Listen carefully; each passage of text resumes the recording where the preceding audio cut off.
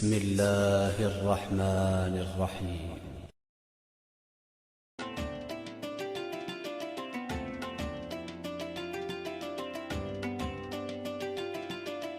ایک بار حضرت صلی اللہ علیہ وآلہ وسلم لوگوں میں بیٹھے ہوئے ان سے باتیں کر رہے تھے۔ اتنے میں ایک دیہاتی آپ کے پاس آیا اور پوچھنے لگا کہ قیامت کب آئے گی؟ آپ صلی اللہ علیہ وآلہ وسلم اپنی گفتگو میں مصروف رہے۔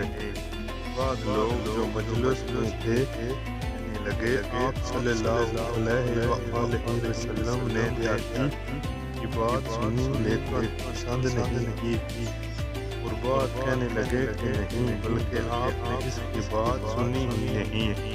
جب آپ صلی اللہ علیہ وآلہ وسلم اپنی بات پوری کر چکے تو میں سمجھتا ہوں کہ آپ صلی اللہ علیہ وآلہ وسلم نے یوں فرمایا، قیامت کے بارے میں پوچھنے والا کہاں گیا؟ اس دیہاتی نے کہا حضور میں موجود ہوں۔ آپ نے فرمایا کہ جب امانت ایمانداری دنیا سے اٹھ جائے گی تو قیامت قائم ہونے کا انتظار کر۔ اس نے کہا ایمانداری کرنے کا مطلب کیا ہے؟